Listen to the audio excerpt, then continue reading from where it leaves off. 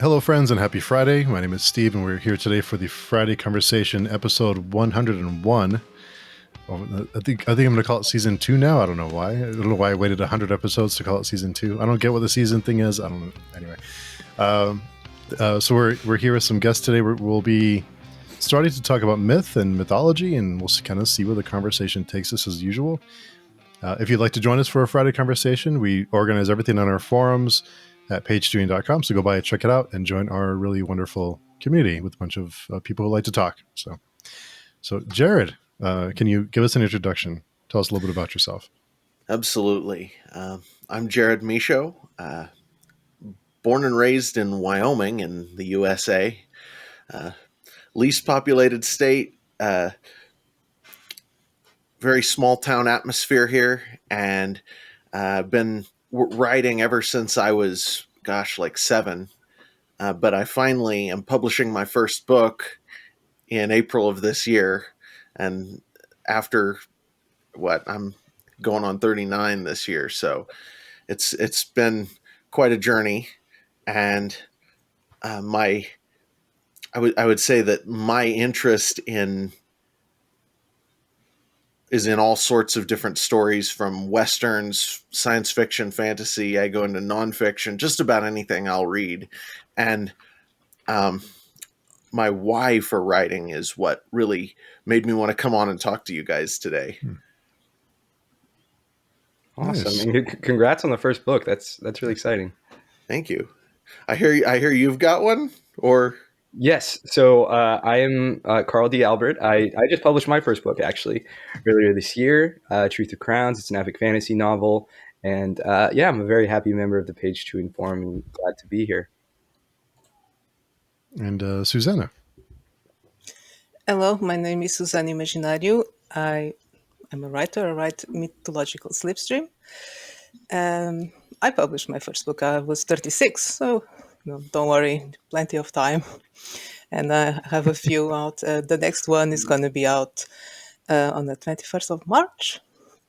So very excited about that. Just had a cover reveal today. So it is on. Cool. Awesome. Right on. Lots of good news today. And Jose. Yeah, I'm Jose. I run the Jose's Amazing Worlds YouTube channel, and I'm not a writer. I haven't got a book published. I would like to, but it's just a dream, and it would remain a dream, and that's okay. I will not say anything. I'm not sure what I'm allowed to say. I would say that unless you're driven to it, you probably shouldn't. Writing is not for anyone who doesn't have a particular drive to do it. I would say it's a peculiar thing, and it's not. It's kind of like a compulsion. Yeah, you just have to do exactly. Unless you have that compulsion, don't do it. It's not. It's not something for the faint of heart. Yeah.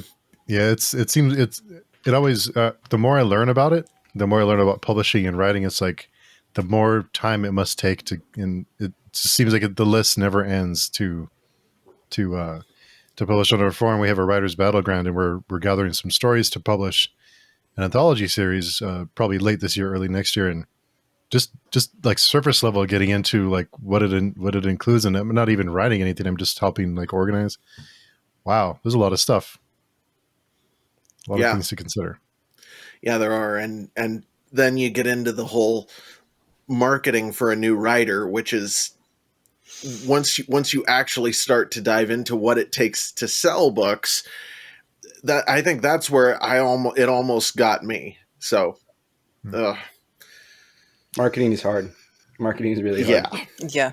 And I think very few writers. Very few writers sign up to like want to do marketing. It's like that's not the bread and butter. That's not why you're writing books. But unfortunately, it's kind of the name of the game if you want anyone to actually read your books. So it is. So could I ask a question for everybody? Of course. Yeah. Mm-hmm. Okay, so the question would be, how much do each of you guys believe a story can change the world? Wow. Wow. That's quite the question. I certainly believe. Well, I mean, I think it depends on how we're defining story, but I'm going to take it in the broadest sense. I think Please. stories do define the world. All the stories we tell ourselves every day, whether it's about, our forms of governments, those are stories, religions, those are stories. The different, moral values we have, these are all stories. So I think in that sense, every day, our world is shaped by stories. At the same time, I mean, do I think like any given like novel will change the world? Probably not. But I mean, you never know. Um, so I guess that's my answer. It's a very good one. I agree. Stories change. They shape the world. They shape our in, interactions. They shape society. They shape how we think. Stories are important. A single novel changed the world. Some of them cause a few waves, few changes. Um, yeah, not radically, but it's a sort of change that happens over time, I think. Definitely stories that then go and influence other stories and so on and so on. So Right. Right. For what it's worth, I agree with both of you. I think so too. Um, Anybody else want to chime in on it? Either of you two want to? Go ahead, Jose. Take this one. My initial reaction was like, hell no. But then straight away, and then Carl just mentioned that, you know, any religious text, the Bible, the Quran, Yep. hell, let's even go there. Hitler's Yeah. Mein Kampf, those Yeah. books have shaped history. However, do I think that's likely to happen again? Are we going to have another book or another story that's going to have the huge impact that those religious texts have had? I think no. I think the time for that has come and gone, but it certainly happened over time. Why do you think that won't happen again? Well, because I think the age of religion is gone. We are tending towards a more secular society. Although then again, in the Muslim world, that doesn't seem to be the case. They seem to still quite cling very strongly to their religion, whereas in Western cultures we're moving away from the Judeo-Christian traditional religions. So I think that's not going to happen. And then I think Susana mentioned, do I think of a particular novel that is going to shape human thought going forward?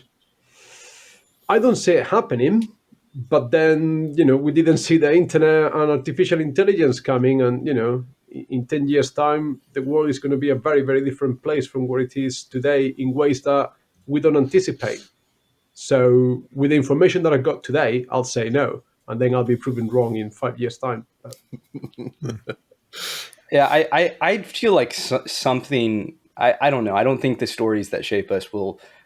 We're done with him yet, but I certainly agree with a lot of what you're expressing, Jose. I mean, certainly, secularism in general is on the rise, and more and more people, although it's still like a small percentage relatively, identify as like agnostic or atheist, or even kind of. I guess more people probably are secularly religious, but I That's don't for know. sure. I think if you look at just the grand scale, I guess it depends on like how long we exist as a species and where we go from here. Certainly I think the future is difficult to predict. So I don't know. Go ahead, Steve. I didn't mean to cut you off.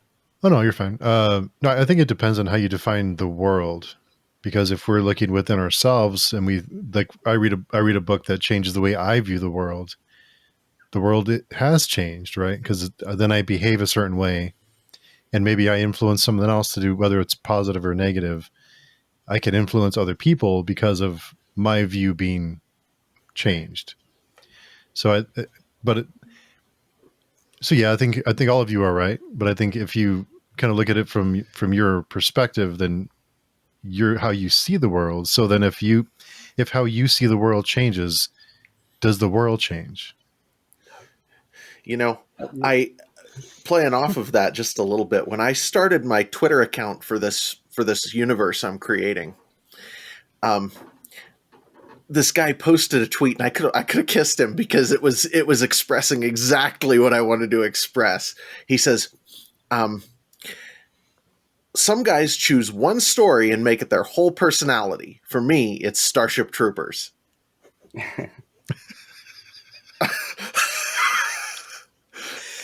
The book or the movie? That's a good question. I don't know. To me, though, it just expressed the point, right? That stories sort of, whether we realize it or not, they kind of define us. They kind of do. It's like you were just saying, Steve. And actually, that's almost exactly where I was going with it. Though something each of you has said something where I went, yes, exactly that. That's right. So, I love getting into the deep stuff already. Everyone is really bringing it today. so my next thought on it, if you guys don't mind, is as a writer, there are 3 things I try to do and 1 thing I try not to do. And I'd love to have you guys chime in as I go here. The first thing, obviously, is to tell a good story, right? Everybody wants to be entertained, and when you're telling a story, it has to be something that engages people. The second one is to put something of myself into the characters, right? So it's like my main character is wired differently from most people. Most people would say he's autistic, and I did that because there's something of me in that where I have that experience, and it's not something people talk about. I have never read a novel where the main character was autistic and it wasn't just totally focused on that, going down that rabbit hole, where to me, it's just a part of life, and it's something that has its good things and its bad things, but it's not, it doesn't define me, right? It's just part of life. And then the third thing that we try to do is, at least I think, and this is where I would really love to hear what you guys have to say, is when an artist paints something or a storyteller tells a story, you're looking out in the world and you're trying to pull in something that strikes a chord with everybody else, right? It's like if you're painting a mountain scene, you want something of that to connect with and capture the essence of what you're looking at to strike a chord with everybody who looks at it. Any thoughts on that? I'll go first and Yeah, and say if that gives people time to process. So I'm just gonna. So I think. I mean, I do appreciate what you're trying to do, and then we can discuss about what makes a good story. Like these are sure. the big pie in the sky ideas. When I write a good story, and what is a good story? What does it look like?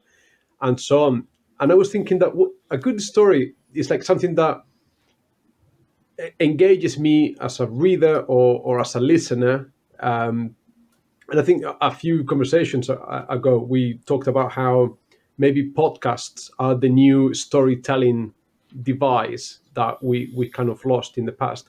And when I'm listening to a podcast, I've realized that if the people involved are really passionate about what they're talking about, I don't care if I'm listening to an interview with an MMA fighter that I've got zero interest in MMA. I've never watched an MMA fight, or someone who is like a endurance runner or a mountain, things I will never engage in. But when you hear people talk with passion about what they do and dedication, that transpires, and you go like, I want to hear from these people. Now then, that's the next big question: how do you express that passion into your writing or into your story? This again, another big pie in the sky. Great story, passion, like great. These are the buzzwords. Is the how to that? I don't know, but I think that's what I would go with this. That's what makes a great story. But I don't have the ingredients. I don't know the Sure. recipe. Sure. Well, I think in a sense you're right. Right? It's like you say, if you're passionate about it and there's something you really care about, you find a way to express that in what you're doing, whether you're writing a book or whether you're just talking about the things you love, whatever they are. So I'm with you. What about you two? You've written books. What do you think? What do you guys do? That's a tough, question to answer. I mean, Yeah. certainly, you want to. I find that often the things that engage me the most have a specificity to them, in that they speak to something very, very real, for an individual. And that can be an individual character, that can be an individual moment in time. I don't know, but that, like, often kind of the universality and the power of stories often, I think, comes from specifics. And so, I often try to channel some of that myself, whether that means pulling from my own lived experiences or finding, very specific moments, to realize specific kind of complex emotions.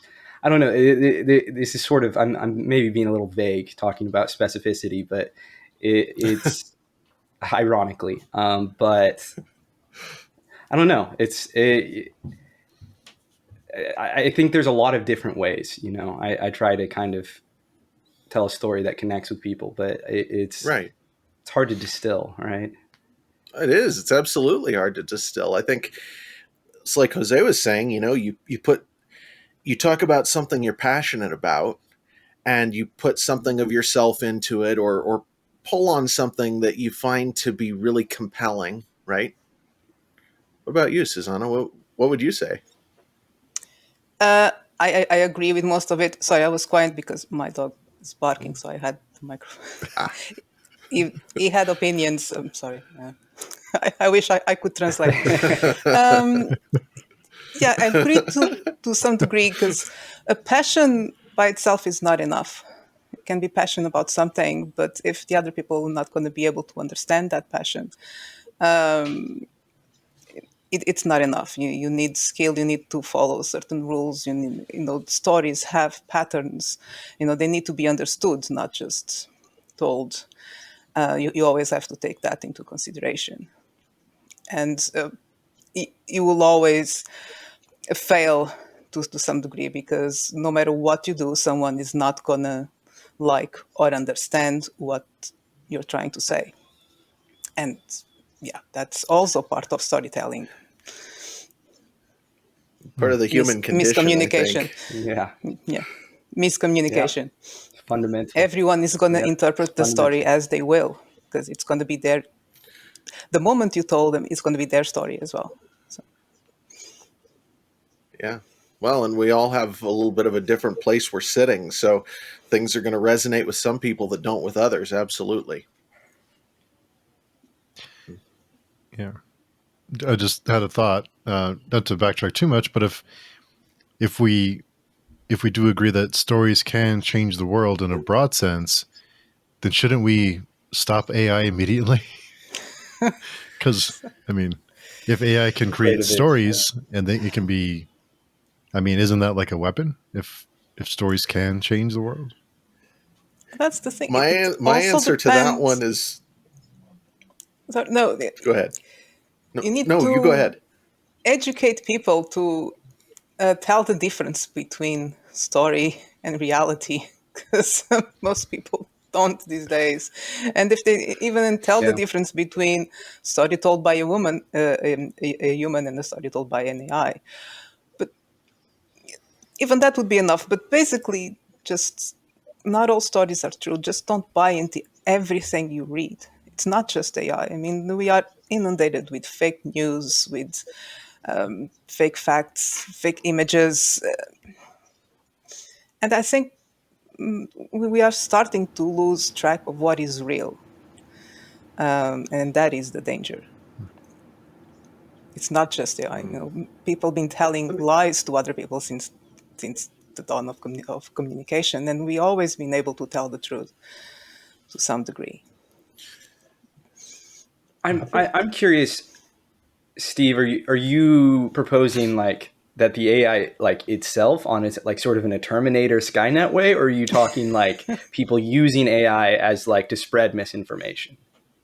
Both. Because if a story can change the world, if one story can change the course of history, and AI is capable of creating stories, and there's an AI who, for its sole purpose was to create a story to change the world, whether it's on its own like a Skynet, whether it goes rogue or it's told to or it's programmed to, that's its purpose, then that's pretty scary. Well, it sounds like a really great premise for a sci-fi novel. But I think the there are a problem few is- that have been written about that. Yeah. Go ahead, Jose. No, I was going to say that the problem here is like everything is a tool, and it's what use you make of that tool. A gun can be great fun to go out and shoot at cans in the fields. You know, a computer can be a great source of information gathering. Give it to a teenager, and it just become a porn addiction tool, isn't it? It's just, and AI can be a great tool for some things, and in the wrong hands with the wrong intent, it's just a tool. And like Susana was saying, and it's not there's no easy answer. There's a case of education, and unfortunately over the last 30, 25 years and going forward even more, technology is developing faster than we can comprehend and adapt to it. We still got too much of the monkey brain to deal with the fast pace of the changes that we are seeing. Probably around the room, I'm sorry to be insulting for everyone, but we are probably the last generation that grew up on a pre-internet, pre-technology generation, and we've sort of straddled both worlds, and we still remember what the analog world was like. My kids, they've, Mine you know, too. I like I shudder at the thought of having to eventually give my son a mobile phone. I want to delay that for as long as possible because I think it is a very dangerous tool. It is a tool, but it's very dangerous. And same My with the oldest tablets. son My oldest son got a mobile phone this past week because he has a job now and he needs it. And I am so with you on this. I wish I could have put it off for 3 more years. There you go. Yeah, because I actually, like of late, there's, I don't know, they probably haven't translated it into English, but there was I think it was a 4-part documentary in Spain on Amazon Prime.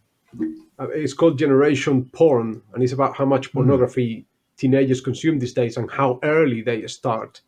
And then they actually sit down, the parents and the kids, to talk about it. And it's conversations that my would never ever would have had with my parents. But then again, in my generation, if you grabbed hold of a Playboy magazine every 6 months and you saw a pair of tits, it was like, oh wow, a pair of tits, and it would be like 4 months until you saw the next pair of tits.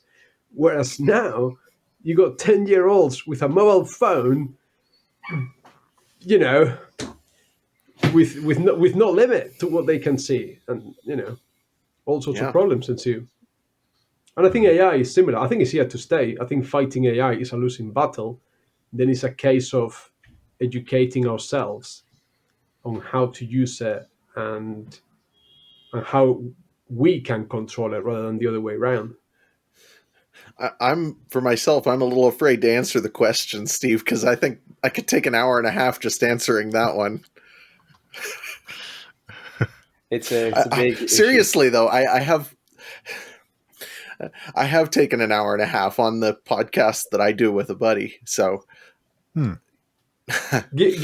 us the 10-minute condensed version. okay, if you want. First off, in another life, I did a whole bunch of computer programming to the point where I am competent enough at it to understand how AI currently works. And as it stands, AI is just an aggregation and sort of averaging tool. You could almost think of it as still being a big calculator. It doesn't have intent of its own today. So trying to, what would I say? Trying to say that AI is able to tell its own stories as of now, it can't. It can it can interpret an instruction that then makes it tell a story, maybe even one that's we wouldn't assume you would be able to get to from the instruction, because the way it gets there is totally non-obvious to us and we don't understand it. As anybody who actually works in AI will tell you, we don't understand how it gets where it's going. But the stories they tell come from an instruction given by a person still today. Now, there is a pretty serious danger that they can sort of hijack, and I'm going to struggle to put this into words a little bit, but there's a guy I follow on Twitter who is rather a scary character. He actually doxed me a few months back, and it was an interesting experience, but eventually ended up taking it all down. But he is using AI to as a psychological and political weapon against people he disagrees with now. And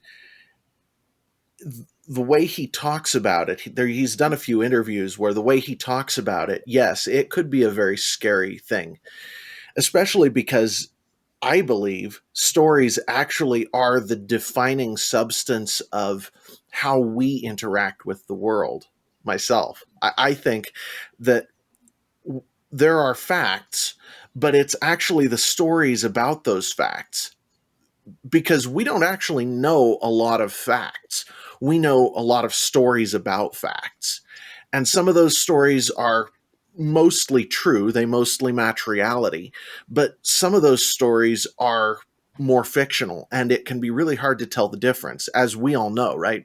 Figuring out what's reality and what's fiction, as Susana was saying, is actually a very difficult thing. And so the stories that we know, when you think about it in the broadest sense, as you were saying earlier, Carl, the stories that we know define how we interact with the world and each other. So AI is definitely a dangerous sort of thing in that sense, I would say.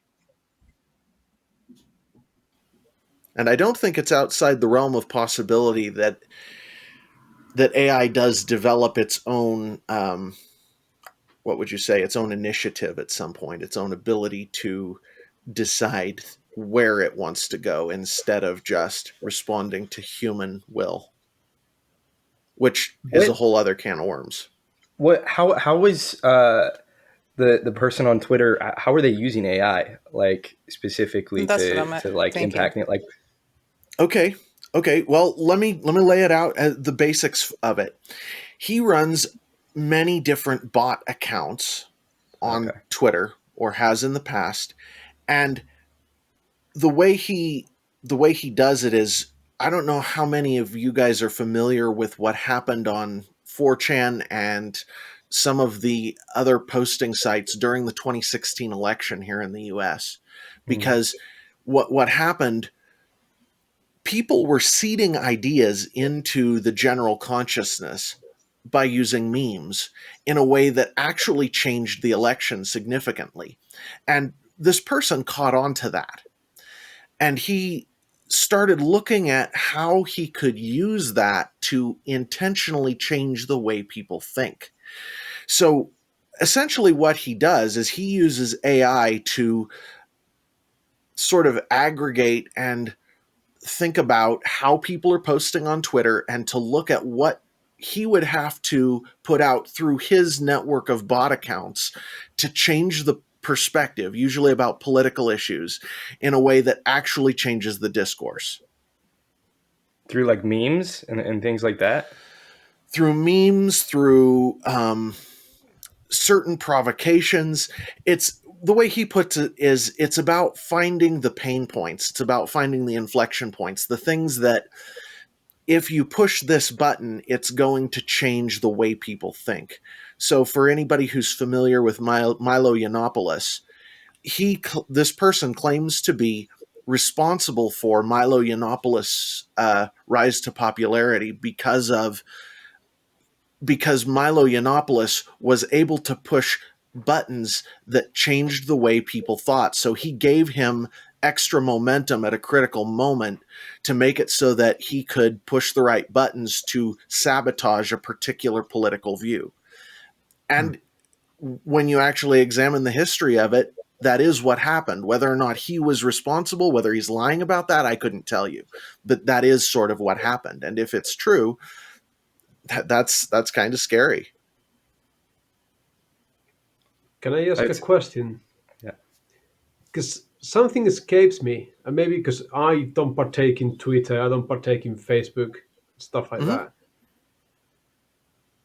How does a meme change someone's opinion on any hot topic? Like if I've got a stance on whatever you like, whatever, abortion, immigration, taxes, healthcare, whatever, gay marriage, any of the trans issues, whatever. If I got my opinion, how is a series of memes on Twitter gonna make me change my mind?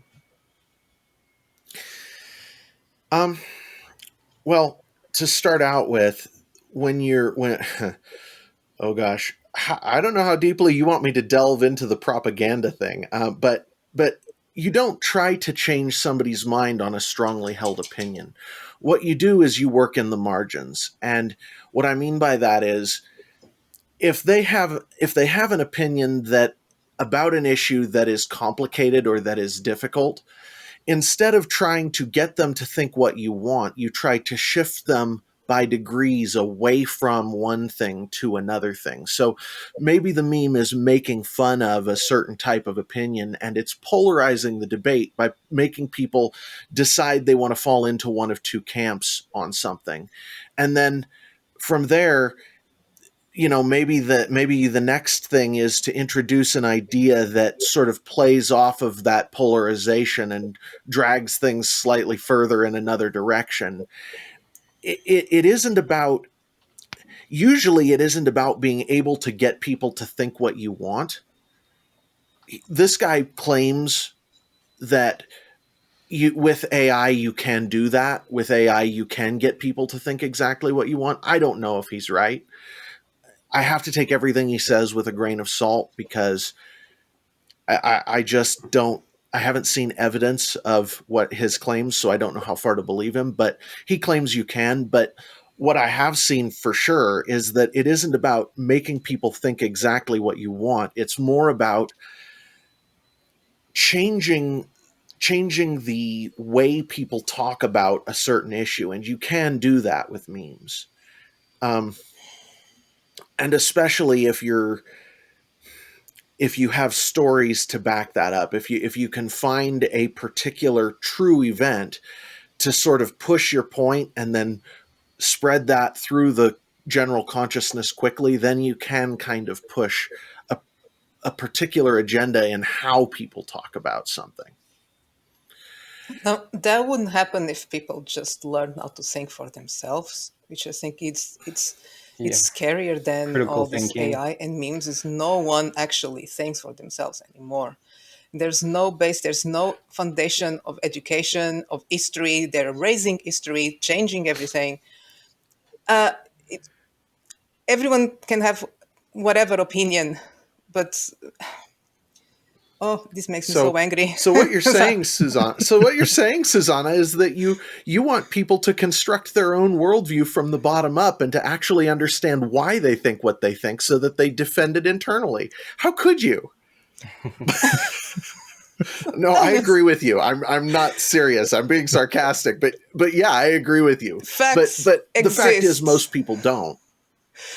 But No, exactly. Most and people the fact don't. is most people don't. They just agree with whatever is shouting the loudest or has the most outrageous comment, or it's virtual signaling left and right and me, look at me supporting this cause and the other cause, and you're wrong and I'm right. And it's just It's the monkey why brain, just right? Yeah. check the facts, check the basics. I don't understand. Sorry, call me obtuse. I still don't understand anything of what we just talked about. Like, I really, like, I don't know. Maybe I need an Well, example. Like, hang on. So, like, what would be an example of something I may think about where my opinion may be swayed? Just because I don't know. My wife is black. Say I staunchly supported racial segregation. mhm. How would AI change my mind about that, or is that a bad example? Well, I could give you a hypothetical where maybe it could work, but I don't specialize in this. I just understand the theory on a sort of a broad level. So my opinion is only kind of a layman's opinion, and like I say, I could give you a hypothetical, but Go on, because I really do not understand what we're okay, talking so about. actually, when it comes to racial segregation in the United States, what actually changed the opinion back, over the past 2 centuries, actually kind of was.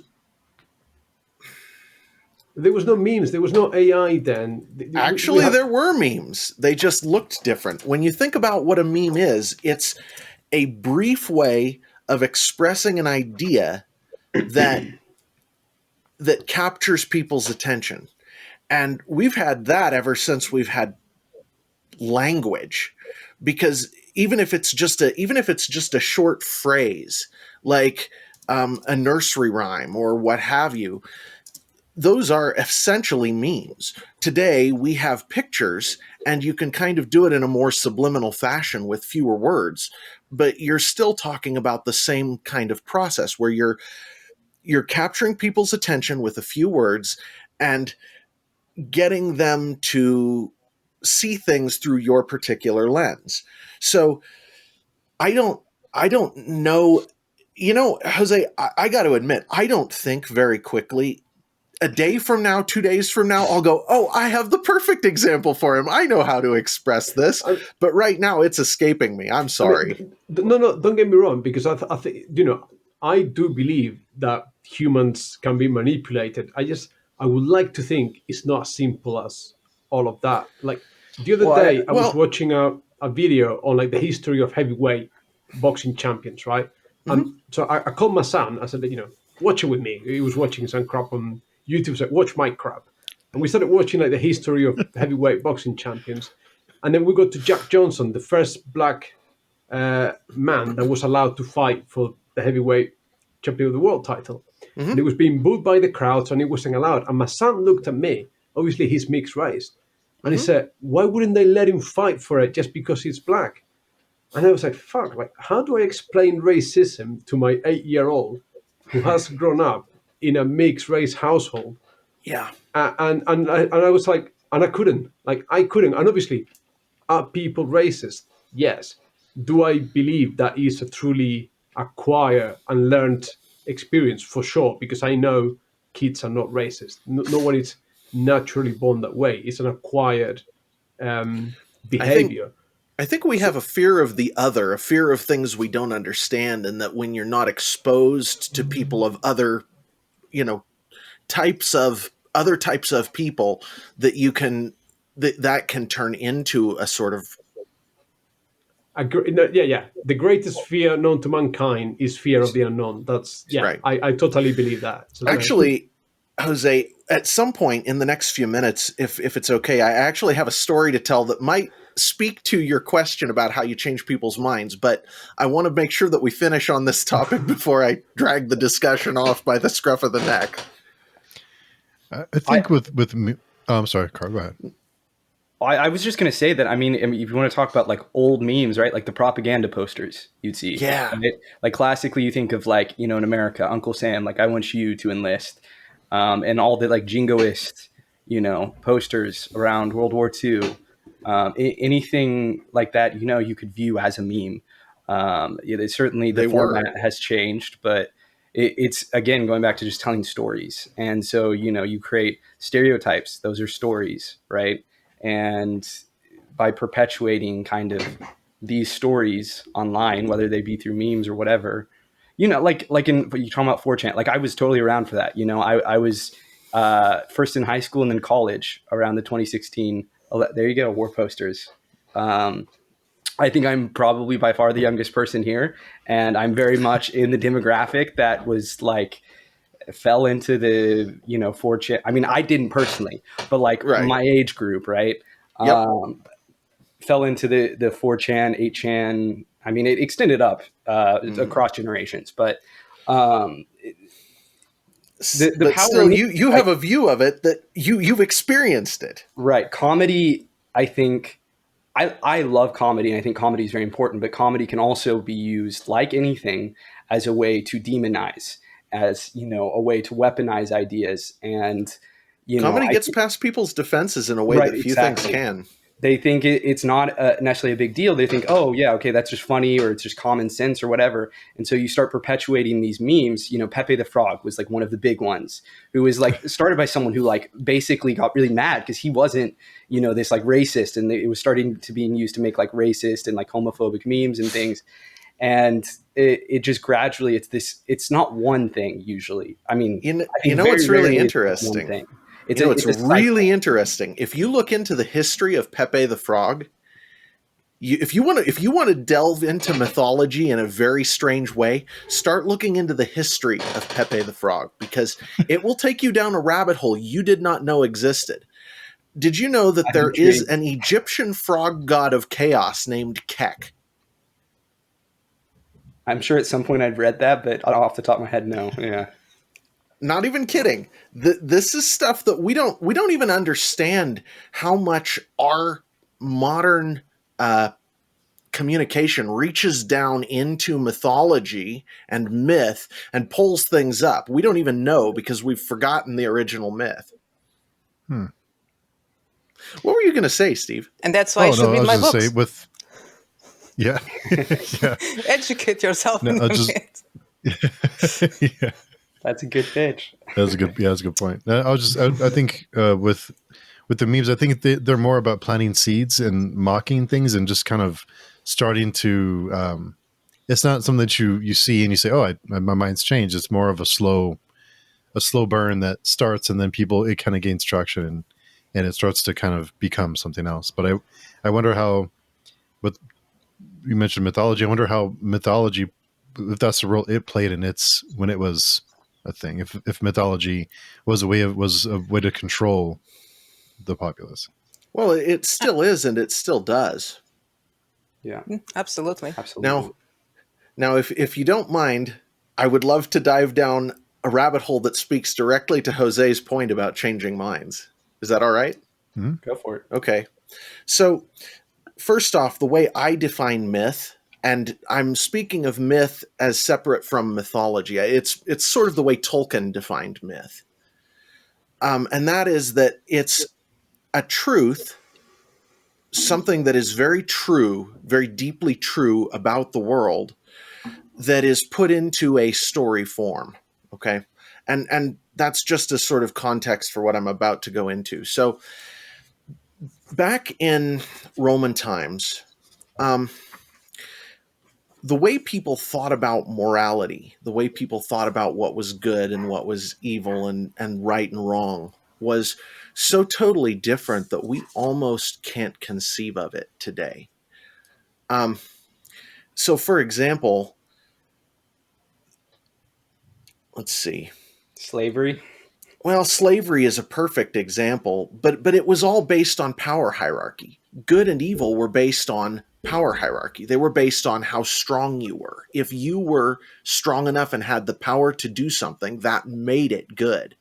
So, as an example, back in Sparta, mothers would tell their sons, and this is recorded in Herodotus. So, this is actually an anecdote from that time period. Mothers would tell their sons, come home with your shield or on it, meaning if you run away from the battle, you're not welcome to come home. Or sex at the time, the head of a household in Rome could do anything he wanted and it was considered okay. He had not just the power of life and death, but the power to do anything that we would consider degrading today, and it wasn't it wasn't morally wrong in the eyes of the populace. It was just a matter of them being strong enough to hold the position they held. And if you look at what some of the Roman emperors did. And I'm not going to get into specifics because that really would get anybody in trouble. I looked into this the other day and I went, this is real. It's really, really bad.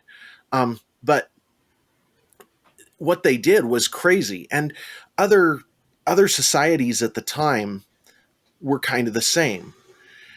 And what changed the world's view of morality was one story. And I am a Christian, so that affects the way I look at this. But by the same token, I think that the story itself is, anybody can see that the way the story affected history is pretty crazy. So we read in the Bible that Jesus's disciples ran away when they crucified him, when the Romans crucified him, right? They got scared and actually fled. Then, by the end of their lives, 11 out of 12 of them willingly died, refused to recant their stories about Jesus to the point where they died for it. And the juxtaposition of those two facts is really interesting. But then you look at what the story of what Christ did and who he was and how it changed Western society. It's kind of amazing because the morality we have today that we just consider to be natural and part of our human, part of what's real at a base level kind of comes from that. And I don't know exactly how to express how it happened, but you look at the change between then and now and just the way we look at the world, and it's dramatic. And a lot of it came from that one story. That one story did more to change Western society than any other story I can think of. Whether you agree that it's true or not. If I may, go ahead. That story is a rehash of stories that have been told before. What brought the thing that made it a success at the time was because it appealed the whole notion of the afterlife for the common man, for the slave, because there was a lot of people who had no control over their lives and lived miserable lives. So it was the idea that it didn't matter how hard your life was, that then you'll be rewarded in the afterlife. It wasn't just the kings and the pharaohs that would feast with the gods, and that was the thing that took over. And it being just the one god instead of dozens also unites people, because everyone believed in something, in some god. There were several to pick. You just pray to the one who was more convenient at the time, and it was fine. And just unifying, no, this is the only God. So everyone now was worshiping that God, and suddenly they had hope of a better life. And everything, the basis of the story, go and check Egyptian mythology, Greek mythology. It's all there. It's all related with the solstice, with the rebirth. There's been many Jesus before by other name. It's so much ancient, and the Romans copied from the Greeks copied from the Egyptians copied from the Babylonians. We are predisposed to love that story. And the more simplified it is, because before it was all shades of gray, no God was truly evil or truly good. And then now it's clear black and white. You're saying that morality as we understand now, it's not the same 2,000 years ago. No, of course not. It's not the same 50 years ago. It's not the same 100 years ago. It's not the same in Africa. It's not the same in many other places on Earth right now. What some people consider to be good and just and moral, others will not. So and that's why it's so important to study history and mythology, to gain perspective. there's plenty there that I could disagree with. We could talk for I hours about know, this, I know. but the central point though, the thing that I'm really, what would I say? The thing that I'm really focused on at the moment myself that I think is really interesting is how much those stories have changed us, have changed history. And I don't think that's something that is easily denied. No, I'm not denying at You know what all. I'm saying? It completely No, I changed know the that. world. And what I'm Was it saying, for well, and what I'm better saying or is worse? just That's that. debatable. Well, and better and worse are, unless you believe in real morality, better and worse are a meaningless concept. So where do we go with that? But the point is still that those stories changed the way we look at things. And so, Jose, what you were asking about how memes change the way we look at things, it's the same way stories do. It's like these stories, like what Susana was saying, like what I was just saying, the story changed the way all of Western society looked at morality. How did that happen exactly? Well, can we parse that down and say precisely exactly how it changed things? I don't know. We could throw out ideas, but I don't know that I can define it. I don't know that I don't think I'm that smart. I just find it very, very, very almost near impossible to comprehend and understand that there is some office of secret intelligence somewhere running bot farms producing memes to shift political discourse or people's beliefs in the world, because the amount of planning and psychology needed to understand and for to I'm going to produce this series of memes that are going to get people to react in this particular way and therefore get them to go in this. I don't understand that, but maybe I'm just too stupid and I'm not Well, operating at that level. go Maybe there's go look super up intelligent people there that go can look see up the that. YouTube series The Dark Stoa. Go look up the YouTube series The Dark Stoa. It will at least give you an idea of how that could be possible, because it kind of gave me a bit of a brain twist when I watched it. So two things. One, I think generally when this stuff happens, it isn't coordinated, right? Like it's not some great conspiracy. That said, there are bot farms that do propagate propaganda. Um, we know. I mean, that's how propaganda works, right? People put it out there, they fund it, they send it out into the world, and that's true with the internet, especially now that it's cheaper than it ever used to be. I certainly don't think, I would be hesitant to believe, going back to the guy on Twitter's claim that he could like single-handedly, reframe Yeah. hard numbers, a certain amount of people's point of views. But I do think he could probably change some people's point of views, right? And it's really just when you do it enough in mass that it starts to have an impact, right? Right. And Well, and you have to understand the story that they're living in their head in order to have a hope of changing the story that they all live by. right, You can look at the way people live, and there are stories that sort of guide each of us. It's like I say I'm a Christian. That means that I have a particular narrative in my head that guides the way I look at the world. And when you find the narrative that people live by, and you can find the pain points, the pressure points where you can push on that, then theoretically you could shift things. Exactly whether somebody is masterminding something, I tend to be a little skeptical myself. I don't know, man. right. I think what's scary to me and interesting about this is the idea that theoretically someday AI could get to the point where they could identify those pressure points, right? By my understanding, I mean, I'm not going to pretend to be an expert. It's not there yet, right? But like, when I was talking about like that would make a good sci-fi novel, like I'm not talking the Skynet thing. Like to me, what's even scarier and seems more realistic is the idea that the AI in some way could identify the patterns enough in how people behave that then they like, and the AI would not be doing this like willfully. It would be human beings, running in Right. through the algorithm, trying to figure out, okay, like this is, where the vulnerable population is. This is who we hit, and this is what you tell them.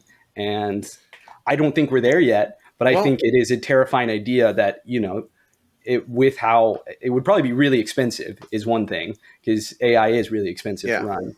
What do But you call that's a scary marketing? thought What do you call idea. publicity? That's exactly we've been doing that for ages. Right. AI now Right. is just refining, and yeah, it is possible, and yeah, You're it right. is happening. Yeah. And but anyone, anyone who is able to think for themselves can see. I see it every day on X. Right. From any side of any argument, there are people trying to manipulate others, and people go for it. I've seen them changing their minds and allegiances, like back and forth to it. That is the problem. It's not the AI. We've been selling lies to Yes, each right. other for ages. I agree with that. And I think that, critical thinking can't just, you don't manifest critical thinking, right? It's taught. It's a skill, right? It's a skill. I think you either have to self-teach or you have to be taught. But self-teaching is actually probably the more effective thing when it comes to critical thinking. I think that is an important aspect of it, but I think you also have to, part of critical thinking is being willing to have your ideas challenged. And so I feel like you have to have a dialogue anyway. Like, I just feel like fundamentally it can't be, I guess it depends how we're defining self-teaching, right? Sure. I feel like a part of it has to be engaging and being challenged, because otherwise so often all of us fall into, the habits of believing, like you were saying, Jared, telling our own narratives, right? Yeah. Having our own stories and just retelling them over and over again, and then wanting to, find excuses to prove that they're real, that they're true. Confirmation bias, anybody? Right. What are you going to say, Jose? Either I'm looking at the wrong places, or I'm too cynical. Susana just said that she's seen people on X change their minds all the time. I actually, in my limited experience based on nothing, I don't think people change their mind. Whenever I've seen like these big debates, long form conversations, people don't go into a conversation willing to have their mind change. People go there to tell their story and defend the viewpoint. So does the person on the other side of the argument. But I've never seen anyone walk away with a mind change. It's just an exchange of ideas that sort of collapse into each other in the middle, but everyone leaves thinking exactly what they thought before coming into the room. No, that was not what I meant, Mr. Smith. They don't, very rarely, they come out thinking something different. No, and I'm saying that it's like an evolution. Someone says something, retweet. Yeah, I agree with that. And then another person says something similar, retweet. Okay. And before you know it, Right. even though it's within the same, let's say, umbrella of ideas, they don't realize they are contradicting each other at some point. But it just sounds nice. It just sounds like something that you should retweet because, others did it and they don't even realize. That's what I mean. Because they are not thinking about what they are retweeting. Right. I want to reiterate too. It's not like usually one thing. Like, it's not like a public debate. Usually, although you do see that, like, there are people who make up. You want to talk about like political debates. There are people, voters, who watch a debate. There are very few of them. Don't get me wrong. Very, very few, but who watch it and then decide, all right, that's the person I'm going to vote for. But or even intellectual debates like Jordan Peterson. Right. It's a series of things, right? It's repeating dialogues. It's getting the same ideas over and over, and or maybe not even the same ideas, but just similar ideas. Actually, and it gradually can impact things. Here's a great illustration, Jose. How familiar are you guys with Jordan Peterson and that phenomenon that has happened in kind of the U.S. and Canada? Have you heard the name? Yeah. It's a little bit unscapable. If you speak English, right. It's on your YouTube recommendation, isn't it? Okay, so what his story is, and I found this really interesting. I sort of caught on to this early on, and I've been watching the whole thing, and it's fascinating to watch. He started out by defying a rule that he thought was morally objectionable from his government coming down through his college. And that's how he gained attention. But since then, he has tapped into this pain point, this place where people are feeling like they're not acknowledged, they're not heard, like there's something that's missing. And in so doing, by being who he is and showing up and dressing nice and telling people to be responsible, he has shifted the narrative in the US in a way that I haven't seen in my lifetime somebody do by themselves. It's a story of a guy who stood up against somebody who was trying to make him say something he didn't like, and by then telling people that they need to be responsible and trying to live by it, he managed to actually change the story. He's had a huge effect on culture. Hang on. What was the story before and what was the story after? Like, what has it changed? What's in the popular consciousness? Before he started talking, when people talked about freedom, they talked about we have a right to do this and we have a right to do that. And we have it was all about what we can do. He changed the story to where now people are starting to talk about what are our responsibilities that go along with that. And that's in the US. I don't know about in other cultures, because in Europe, things are different in ways that I'm not familiar with. But in the US, that is how the conversation has changed since he stepped up. Is now there is a conversation about responsibility and not just freedoms and rights. I would push back on that. I don't think he Yeah. single-handedly changed it. I No, think no, no. he was really impactful for a particular group of people within the United States, a group of young men, particularly, that he has a relatively, for an individual, outsized influence on. Right.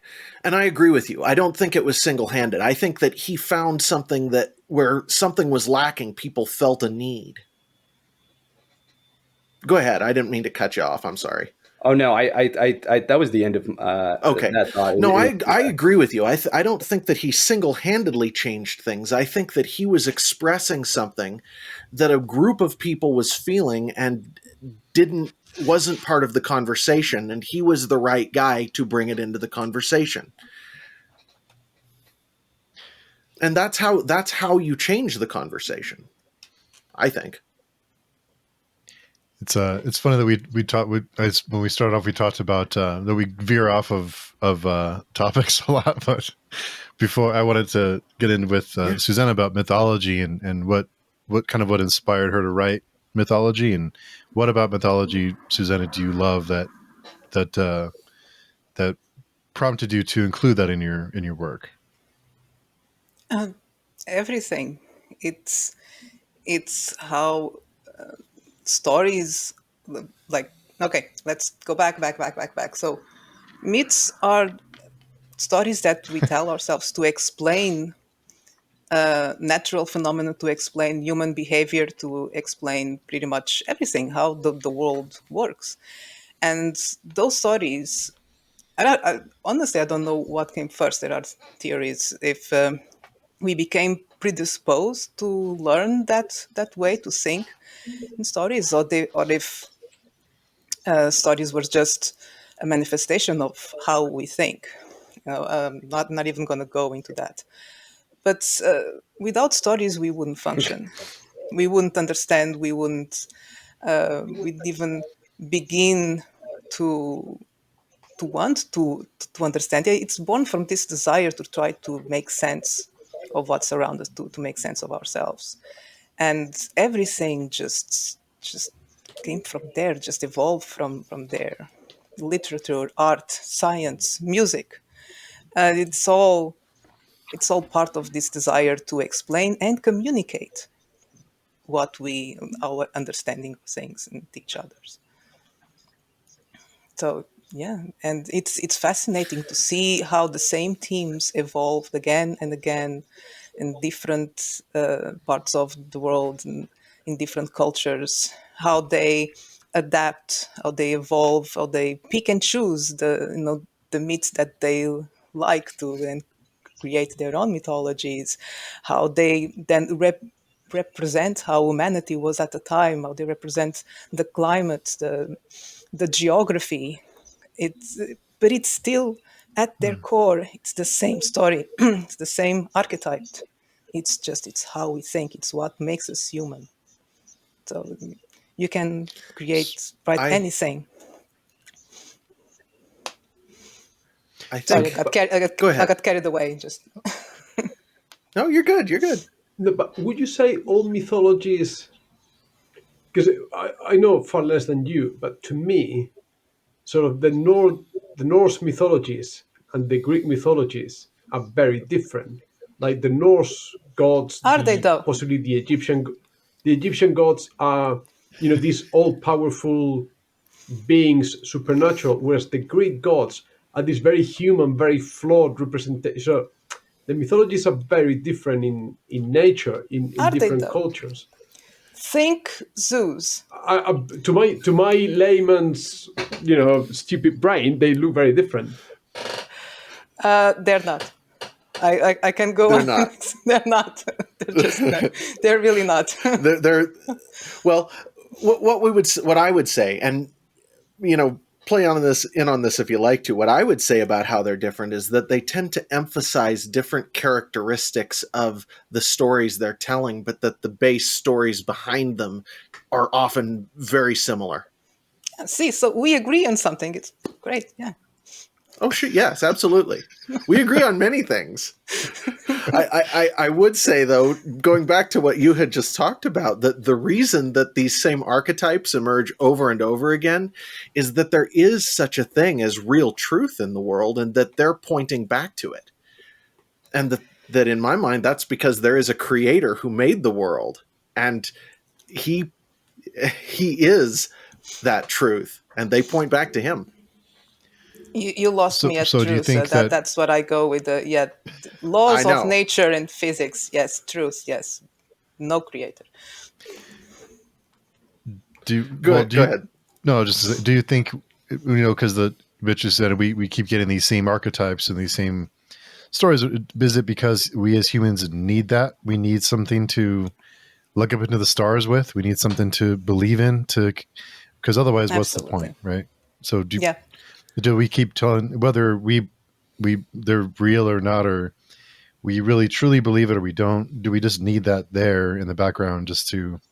I mean, is that why it keeps getting created over and over again, or part of Yeah. it? I think Absolutely. I Like, think inside of us as human beings, we need that truth. Oh, go ahead, Susanna. I'm sorry.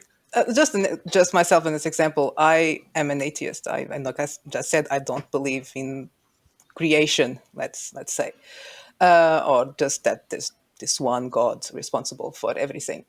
But I write about gods. I write about creation. I write. I it's it. I love it. I love the idea of it, and I love it. It helps me make sense of the world. I never lose track of what is real, of but I love everything about it. I love these stories. I love these characters in all their reincarnations. Let's put it this way. I love the human mind, the psyche. I think more to the point. Something What beautiful makes about it. it can Yeah, be. I mean, I think it just speaks to things that have always been true about our species, and that's we repeat these stories because it all relates to like what we are and how we are trying to like exist. And so whether you want to, whatever lens you want to view that through, right? Like I don't know that like I am also an atheist, but I think it speaks to just like truth is an interesting word, right? Because that's I think we all believe in truth in a sense, but it's like, how are we defining truth? You know, if we talk about capital T truth, I'm sorry if you see me giggling too. I'm like, we're reading the Prince of Nothing trilogy right now as part of the page chewing, and that's a big thing in it. And like, they're Yeah. always going on about the truth. And anyway, and Truth is a difficult one. right, I just think that there's a fundamental unity, I guess, is what I would say, to the human experience Hmm. that keeps perpetuating itself through these Gee, I stories. wonder where that comes from. I would argue Uh, it's just our nature as a species, yeah, not But but, necessarily a but Millions will of to what years express. of themes? evolution. But what Sorry. themes are common to the different mythologies? What was common to the Norse mythology, the Egyptian, the Native American, the Greek mythology? What themes are common there? It's a good question. Because deities The were just, the good king, explanations for natural phenomena. I get that, but the bit I'm lost out of ignorance is what themes in Greek mythology are common to Celtic or Norse or Native American or Egyptian or Asian Chinese mythology. What are the commonalities there? Well, you always It's not the have morals. no, they're quite different in that regard. So we always have, the head of the pantheon. In Greek mythology is Zeus. right? In Norse mythology is Odin, for example. They are not the same. Curiously, like Thor is more like Zeus than Odin. I mean, lightning. I mean, there's always a god of the sky or lightning.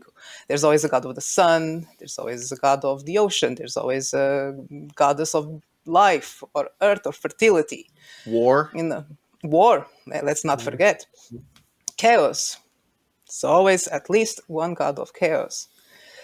And yeah, their personalities within then the stories that are told about them change. Their interactions change, but they're always there. There's always a god of the dead, god of the But underworld, those are god not of themes. love. Those are human. Those are natural phenomena. Thunder, seas, the sky, the Yeah, sun, the moon. yeah, Hmm. and there's so I always a mean, god. you want to talk of like, I think that those are themes. Some of them, actually, a lot of them. I mean, war is a story, certainly, but I think closer to what you're looking for. The return of the good king, right? I mean, you can see this in like Lord of the Rings, right? But this goes way back. I mean, that's the whole narrative behind, like, at least partially, Jesus, right? Is he's like the one to, like, king of man.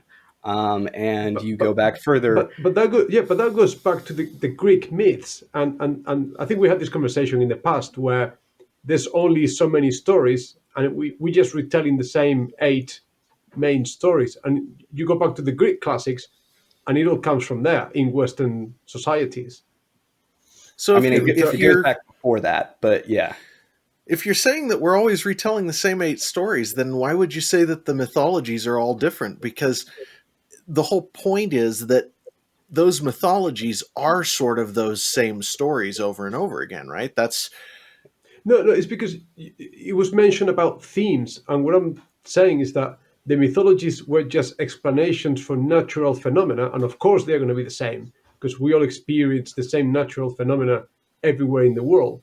But I was thinking when you talk about themes, I'm thinking maybe more about moral stories, learnings, and I understand that myth, legend, stories, tales, the Green Brothers, they're just cautionary tales, and sort of educate.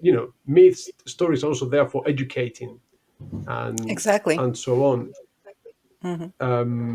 So I get that, but insofar as they are just all explanations to the same phenomena, just in different cultures, but thematically, I don't see what the crossovers are. I mean, I understand Carl's point there, but I think we just go back to the Greek classics because everything comes from there in our culture. I mean, and the Uh, Greeks where did they get it from, right? I mean, it goes back further than that, but I guess I'm not understanding where you're drawing the line on the like themes. Yeah, me either. The Good Greeks, question. Am I they drawing a were line? I better don't know if I'm drawing. storytellers, or maybe we have more of the stories that survived, so that's why it.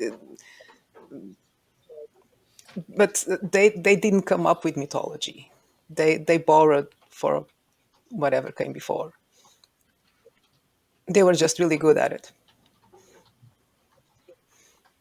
Where are you dividing the line, Jose? Between Like on the themes, like I guess I'm just I feel like you're saying like I agree with okay, what you're so saying, but also I don't agree with what you're saying. Like I'm okay, not okay, so I'm no, hearing no, a no. paradox. I see. No, no. It's my lack of clarity. I suppose I was in my mind. A theme was more like a. I was thinking more in terms of morality. Like I was separating what are natural phenomena, like a god of the sun. Yeah, I mean we all perceive the sun, and yeah, in Egyptian mythology you got Ra, and in Greek mythology you got Apollo, and whatever, whatever. But so in my head, that was not a theme. That was not like a moral learning, an educating point. Like we were talking before about the morality in Roman times, as opposed to the morality that the New Testament brought about, was a cultural shift. So I was sort of trying to figure out what were the cultural shifts between different mythologies, as opposed to just explanations of natural phenomena. If that makes any sense now. I mean, I think there are differences. Like I don't think you're wrong. Like they speak to their individual cultures, but I like again you have these like I don't know if motif is the right word because it's usually related to imagery, but like again like the good king, the return of like the righteous king and like resetting sort of the natural order of things. Often mythologies have stories about how like once you're dead you're not supposed to come back, right? Like whether it like I mean it's about more than this, but like Oedipus or not Oedipus, So, okay, no, no, but go on. Orpheus. The return of the And rightful king. yeah. So, in which different mythologies do we get different versions of that same story? I'm asking out of ignorance. So, well, again, I mean, one, you can look at Judeo-Christian, all have their own versions of it. In Greek myth, you have, I mean, any number of stories about kings coming back. I mean, you have the tragic versions, unfortunately, like Oedipus certainly is kind of, the return of the lineage, but tragically. But you're, talking something like, oh, is it Perseus who's cast Perseus, out by his dad? Am I making that up? Theseus as well to And he some comes back and degree. he ends up like Then, becoming king. mhm, Yeah. mhm. Yeah, but Um, we keep going back to the Greeks. I mean, this, that Horus. that same story in other cultures, in radically different cultures, China, Egypt, Native America. I don't know. Actually, if you look at some of Jordan Peterson's work, this is one of the places where I got some of my knowledge on this, because he has a real interest in these archetypes, and he delved deeply into Carl Jung, who also had a huge interest in these archetypes. And whether it's Mesopotamian, Egyptian, Greek, Norse, I don't know anything about the Native American, but there are common themes among all of them in exactly what Carl was just saying when it comes to the what would you say, the young ruler, the young king who goes down to the underworld to save his uh, dead father, sort of a theme, is one of the ones Jordan Peterson points back to. The god of order, well, order and chaos and their interrelationship is another one that he points back to a lot. There are various themes throughout that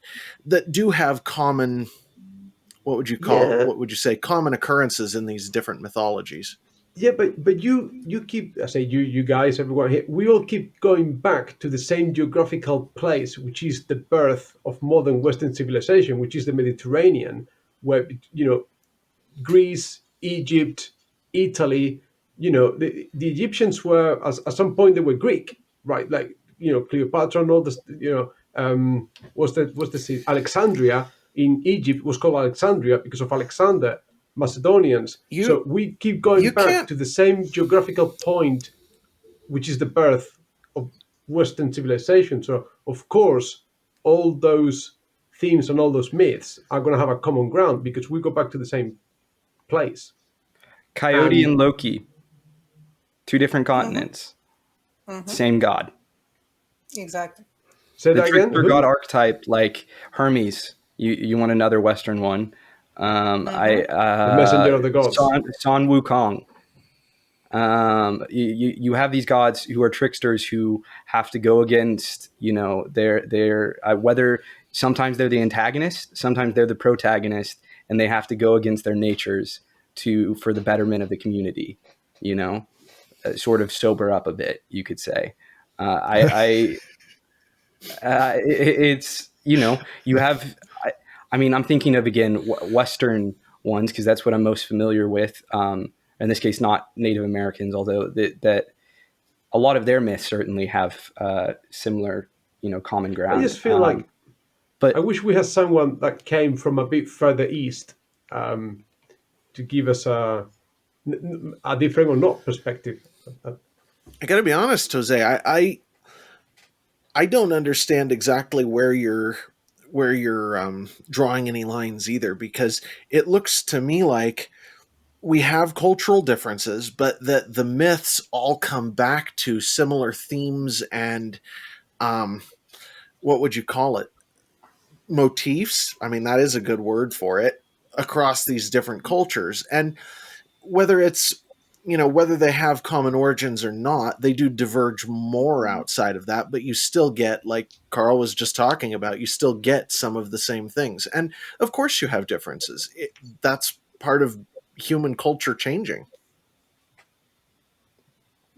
No, no, no. I get that, and like I said, I understand totally when we were talking about, representations of natural phenomena, but when it comes to the morals of things, or the ethics of those cultures, I'm not sure whether they are the same or not, and I They don't think they they are, they as we were talked what about. was. They are a reflection of what was considered moral and ethical at the time. You, you can separate. You know, you the characters are similar. Let's put it this way: it's how you tell the story, and it's depending on who's telling the story, where, to what purpose. The story is going to change. The characters are going to change. Not at their core, that it's still the sun gods and the prince and whatever, but the narrative around them reflects the society, reflects the geography, reflects what they consider moral or immoral. And that's how mythology evolved. But at the core, you know, we can always understand the message, let's say, behind the story. I guess it's easy. Like, Because it almost has to I evolve, right? it has to evolve because we evolve, and sometimes we need to add a few more laws or different perspectives on things to fit society as it is.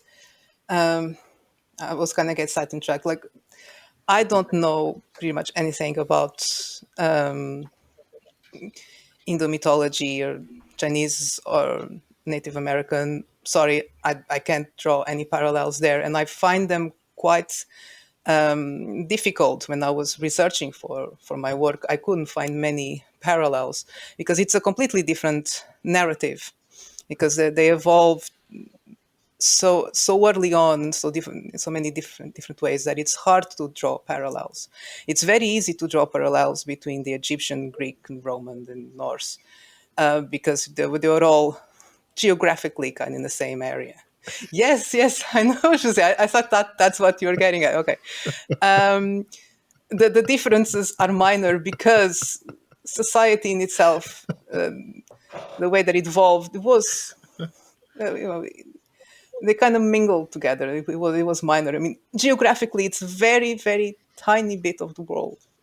So, but so that's why the narratives match, even if the purpose or the outcome of Yeah, each I mean, story doesn't. Susanna, you and I come from countries where we've been conquered time and time again by all these Yeah, different yeah. cultures, isn't it?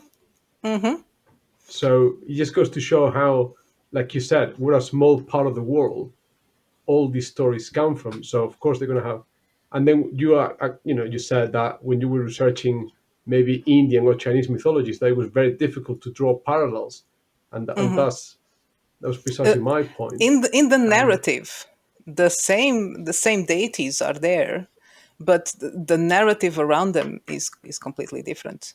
So yeah, makes it harder. Hey, Steve, do you mind me asking where are you from?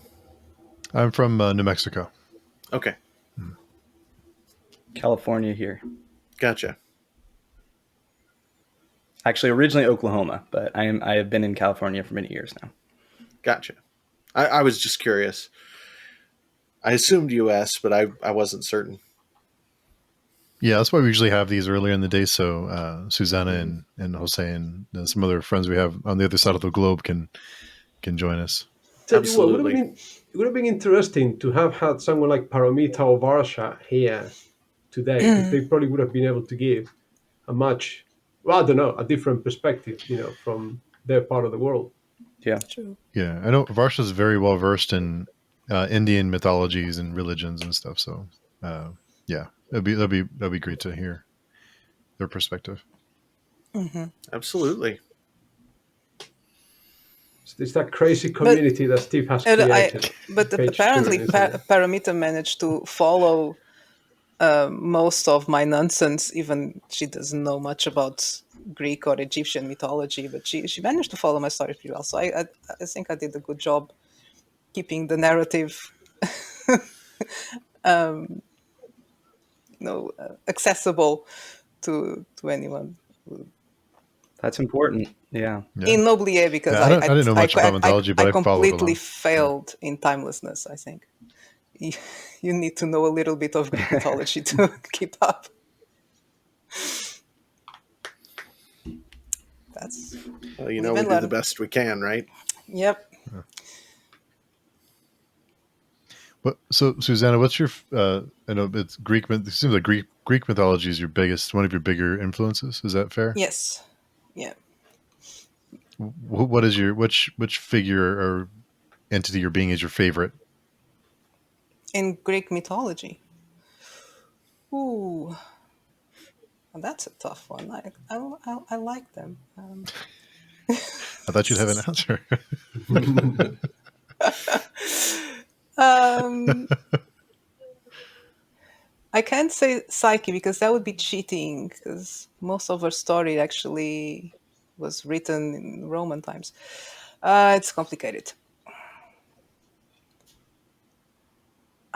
God, I'll have to say Hades. Yeah. Interesting. Deeply In, misunderstood character, isn't it? yeah, very much so. I mean, I love writing from his point of view. So yeah, that definitely Hades.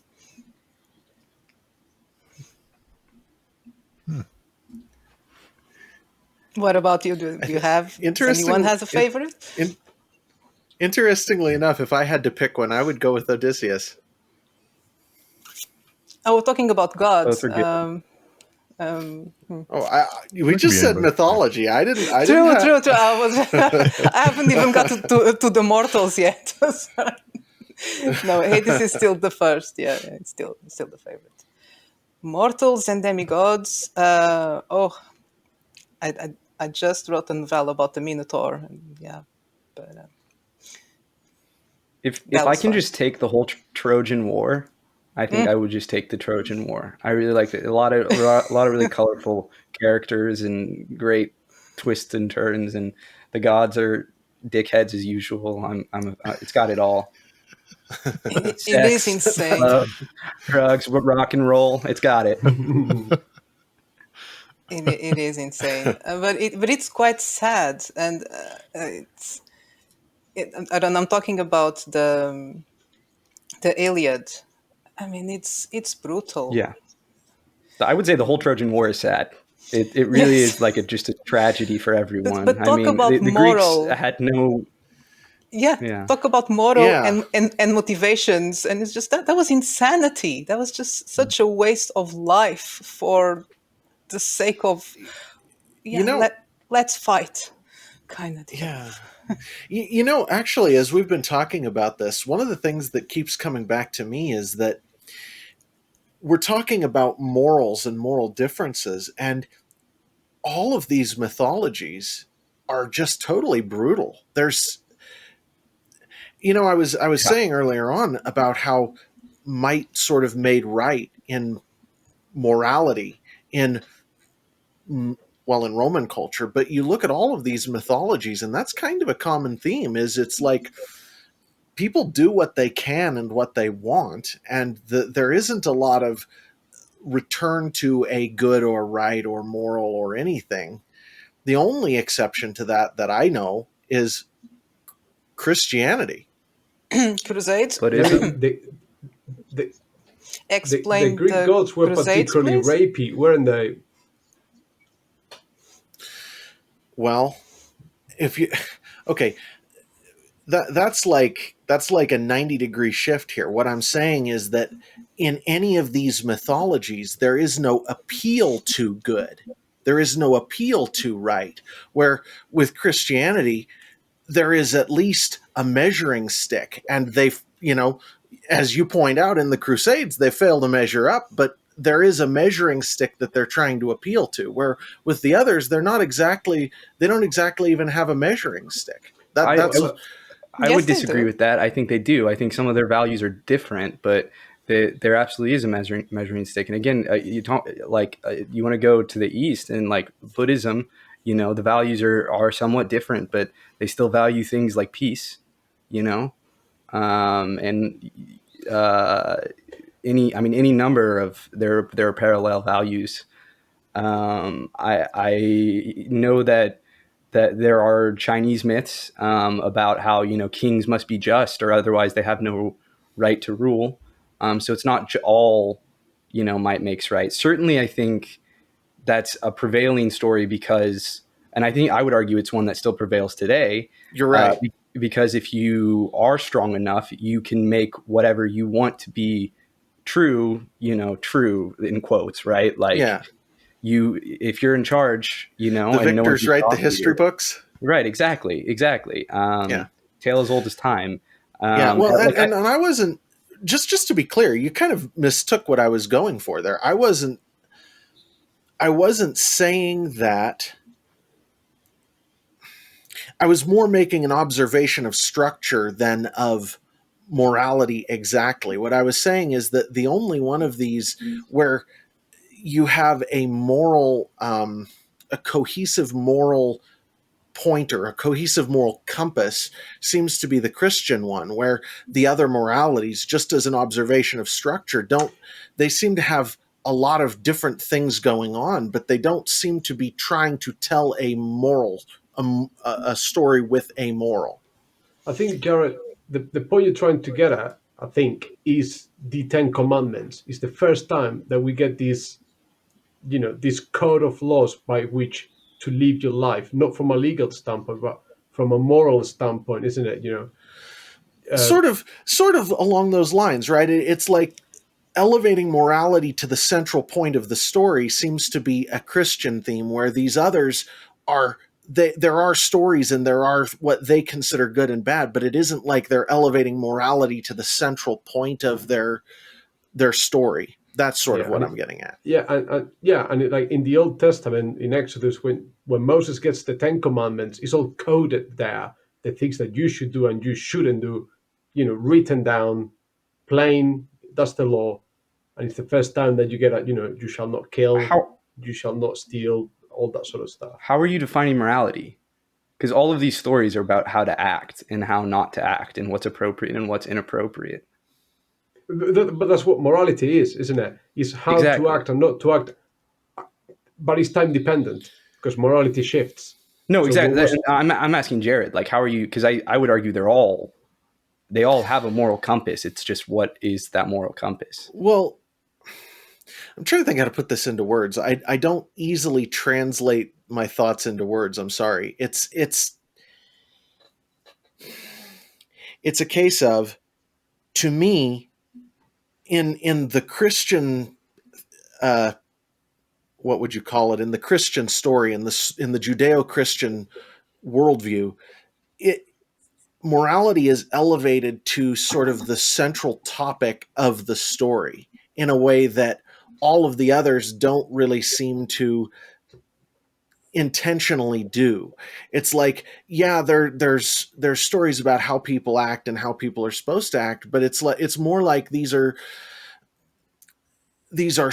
more stories for their own sake, where the whole Christian thing seems to be wrapped around morality as its central topic or central focus. That's I, sort I of what I'm. I just don't think that's correct. Like, I think that these stories are telling people how to act. And again, like, go to Buddhism. Like, the entire story of the Buddha is about teaching people how they should act. Like, That's to true. seek enlightenment. Like, it's slightly different, certainly, than the Christian worldview. But No, you're right there. That is true.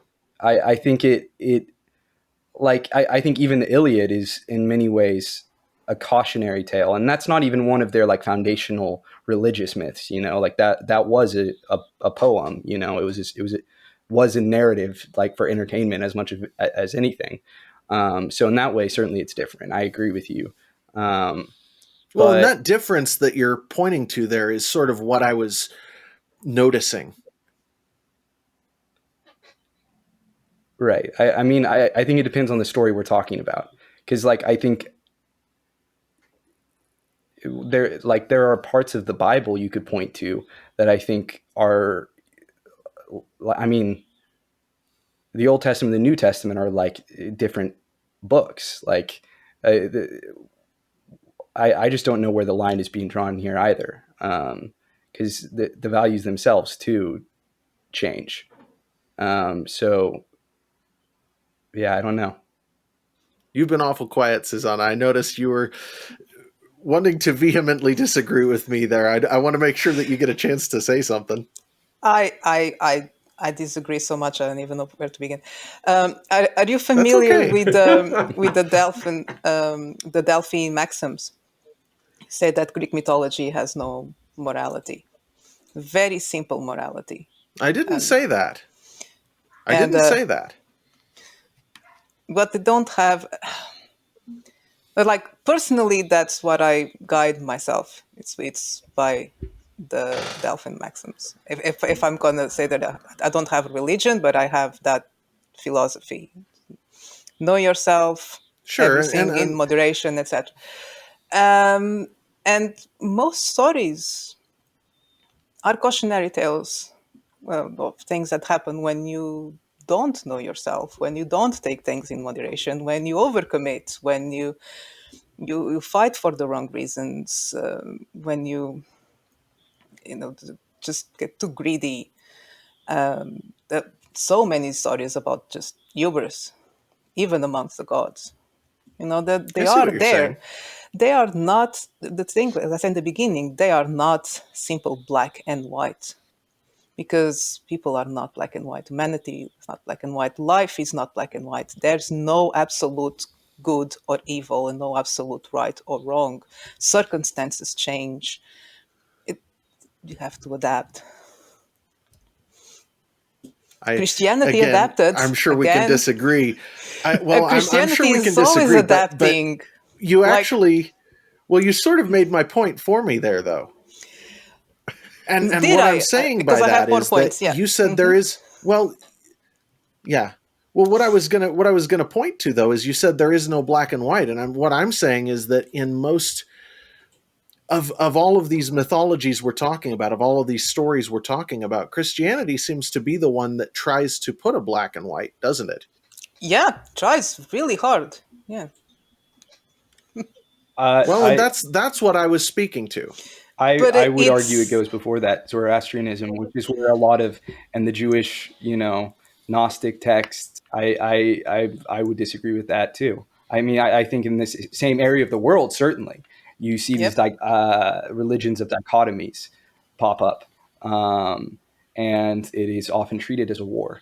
But again, like Zoroastrianism existed before Christianity. I think it's older than Judaism too, maybe not.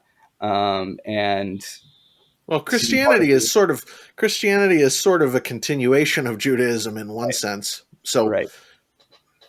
Yes. Yeah. Um, s- so it's not the only one that does it. sure. I think actually it again, going back to what we were talking about Jose earlier about how the different parts of the world influence, I kind of interrupted the Susana. narrative. No, oh no, I was still Yeah. No, ranting about. Susanna, go on. Yeah. As I was saying, tries, but it's still just an interpretation.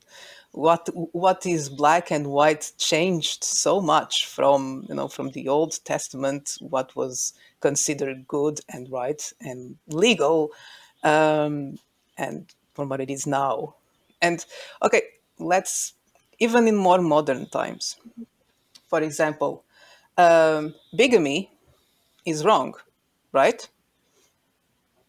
In Christian mythology, it's frowned upon at least, and yet in like countries like Kenya, perfectly fine for the men. But never mind, they make allowances. Like 100 years ago, 150 years ago, or even less. Actually, I know less, at least in America, but I'm not even going to go there. Let's stick to the old kings of Europe. It was perfectly fine, legal and good and righteous to marry a 13-year-old to 40-year-old, and now not so much. You kind of frown upon. So Mhm. right and wrong changes, and the more when the religion doesn't, the more absolute it is. And to simplify even more, all the black and white mentality, though, those religions are the ones that are always at odds with each other. That's when wars break out because they cannot agree in what is white or black or good or evil, and they are so sure in that particular moment in time that that they will do anything. I I think that's a simplification. It yeah, I is. was It going to is say that very simplified, but well, it's what we not aspire untrue. to is different from what we do. Oh yeah, that's the foundation of Christianity right there. Do what I say, don't do what I do. That's yeah. Well, what we aspire to is different from what we do. I would rather do better than I am doing. How's that? Because it isn't a case of me telling you what to do. It's a case of me saying I would rather do better than I am doing.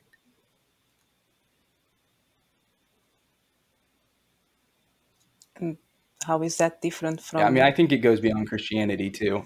Yeah. Like again, I can keep pointing to Buddhism. I mean, there have been murderists, Buddhist empires. Like, I which is again hilarious. I mean, I think it's funny, in a really dark way when there are like wildly violent, you know, Christian extremists. In the same way, it's wildly funny, it's like Buddhist extremists. Like it's when your prophet preaches peace as one of the primary kind of commandments, and then being violent. It's human beings are gonna human. I think that Yeah, often they are just looking for an excuse. that's Uh, exactly right, and I agree with that 100%. I think that as human beings, there are the things we aspire to, and there are the things that we admit as humans we don't live up to our aspirations. And for myself, I don't have any I don't have any designs on any of you guys' lives. I just know that I would like to be better than I am.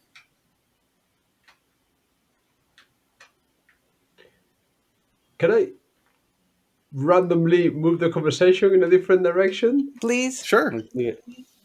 So, where do we get our modern myths from now?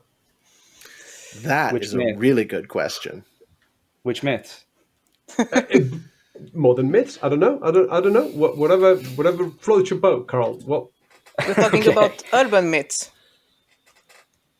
Well, I was Talking hoping for about- something a bit more highbrow than the What, like Whatever, like but- like democracy? Like what? How are we defining myths here? Like what? whatever mythical figure, whatever new sort of Jesus-like figure, whatever new prophet. Where are we going to get our new? Let's take Profit from. let's take a couple of different examples. One example would be Lord of the Rings. Lord of the Rings plays on a lot of the Western culture and the mythology that's behind it. It takes a lot of those old stories and it sort of brings them into a more modern context. In the wider culture, Lord of the Rings is a very big deal right now. Even 100 years, and maybe especially almost 100 years after it was created. Then you've got others you can look to, like you were talking, Carl, about what was the trickster in the Eastern, the trickster god in the Eastern, Sun Wukong? yeah, some of Monkey King, some of yeah. the Eastern stuff is coming into Western society now in ways that we hadn't seen before.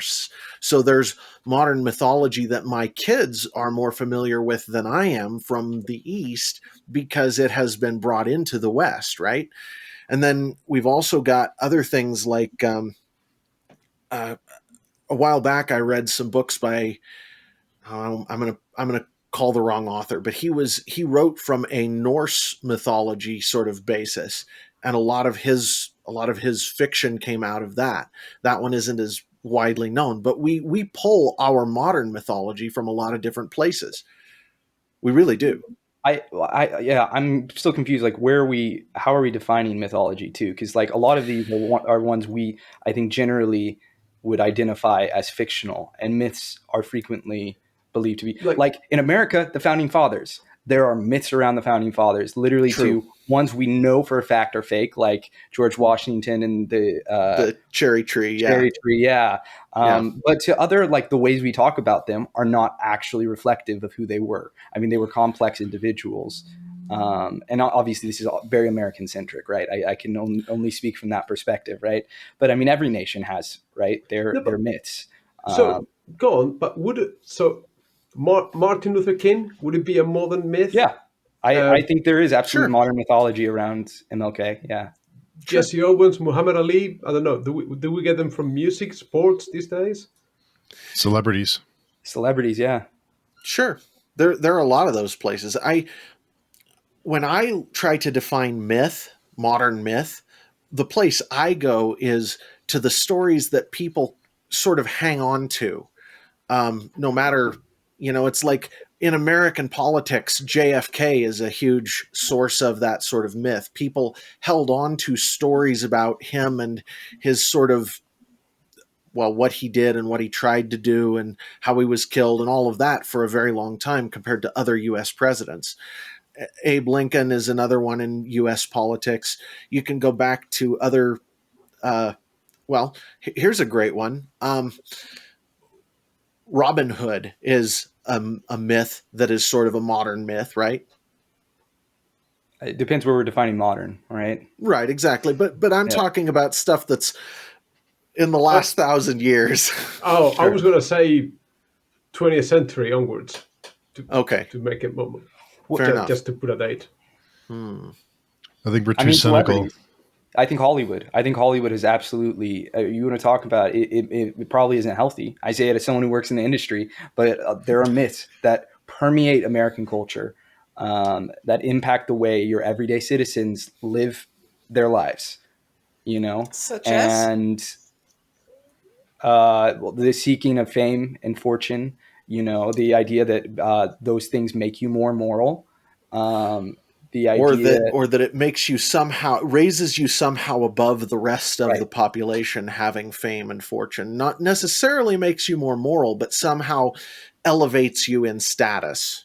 I think both of those are true. I mean, I certainly, I don't think anyone here probably thinks that it makes you more moral, but there are definitely people who do. Really? And it's unfortunate. But it's, yeah, exactly. It elevates you. I mean, the status, exactly how we talk about class, and how people are hierarchies. Like, it's how we explain our societies, right?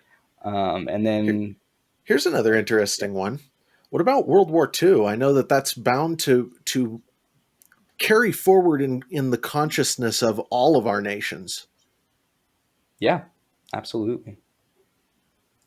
I think I, probably, you've got the two antagonists there in Churchill and Hitler, isn't it? Hitler is this figure of pure evil, and Churchill is that sort of British character of resilience and stoicism in the face of major adversity, isn't it? And those, and then Churchill was actually a pretty fucking terrible prime minister, and they couldn't wait to get rid of him after the war because he was going to bankrupt the country. He was really good for that period of time between 39 and 45, but afterwards they had to get rid of him. So it's interesting. Absolutely. No, there's definitely mythology, you could say, around Winston Churchill. I think World War II is a great example. That's probably the most impactful war, right, in the last 100 years. Like, even more than the First World War in terms of how people talk about it and think about it. Nazis, the Sure. story around Though Nazis is hugely influential. I FDR in the U.S. yeah.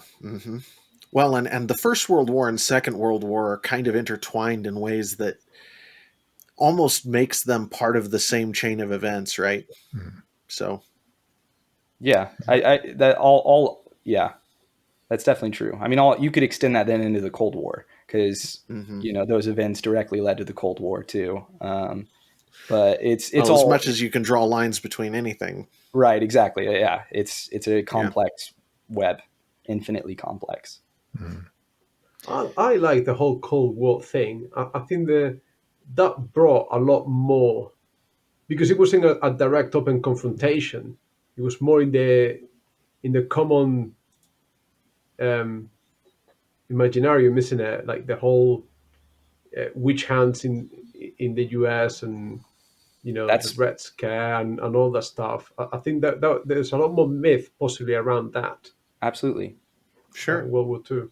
There was You've been awful hot quiet, warfare, Susana.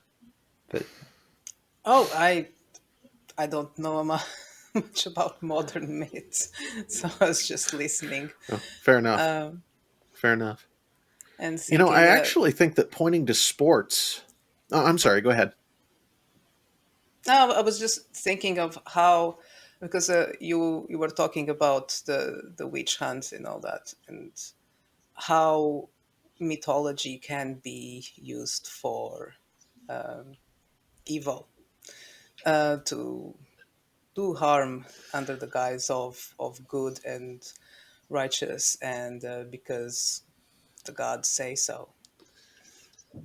That is the scariest aspect of the human psyche for me. And when people just don't take any responsibility for their actions because it's God's will. So I'm just his instrument kind of deal, and so many atrocities have been committed under that umbrella and under that protection. I'm not just talking about Christianity. Many religions do this. They're doing it right now, and that mentality really really freaks me out because it's even when I write, it's so hard for me to get into the mindset of someone who would think like that. So, any thoughts on that? Because maybe it's my neurotypical brain. I know I'm not all there. Um, Hmm. just on the I cusp have about a of the million thoughts spectrum. on that. The question is which ones are useful. I don't know. Um, How you justify thinking like that? Deep down. Well, actually, there's a great example in modern that we are currently engaging in modern society that is really interesting. It's this modern mythology, whether it's true or not, of global warming and climate change, and what are we willing to put up with in order to sort of, what would you say, uh, solve this problem or deal with this crisis? Are we willing to, or who are we willing to beggar? How many countries are we willing to make poor? How many people have to suffer for us to do this? This is a real moral question that our world is struggling with right now. Whether you agree with one narrative or another, it's a moral question that we're contending with. And so I think that in answer to your question, when it comes to people who, as an instrument of God, would do a thing, or an instrument of a God would do a thing that we would look at as wrong, it's because they're contending with a moral question that the story, the narrative in their head tells them is of drastic importance, and they come to the conclusion that the only possible answer is this or that or whatever, and it ends up being a very immoral thing. If you try to understand, one of the defining stories of my life was when I was in college. One of my professors required us to read the book Ordinary Men. Ordinary Men is about the death squads in Nazi Germany and where those people came from and how they were selected. And if you ever want to see the dark side of human nature and how that can be brought about, read that book, because I'm going to require my kids to read it before they finish high school so they understand just what kind of evil humans are capable of, and how the most ordinary of human beings can go to the worst possible places for, and what reasons lead them there. In those people's cases, believe it or not, there was no punishment if they didn't do those evil things. The only thing they faced was the social backlash of abandoning their brothers, their tribe, their group. And very few of them were willing to do it. Very few of them were willing to stand up. As you said earlier, Susana, people don't construct their worldview from the ground up. So we end up with these things where people go with the crowd as a matter of just being human, and they wind up doing these terrible things because they don't have morals that they're convinced of. I've heard that's a really good book. I haven't read it yet, but Good is one word for it. Well, it's a very enlightening book. yeah. It's a very difficult book. It's I think the only book that ever gave me nightmares. And then What is the title? the again? modern companion, What is the Ordinary title? Men is the name of the book. Right. It's by Christopher Browning. And then the modern companion to that, if you like podcasts, look up Martyr Maid and his Anti-Humans series. It's a historical examination of what happened in Eastern Europe under the Soviet Union.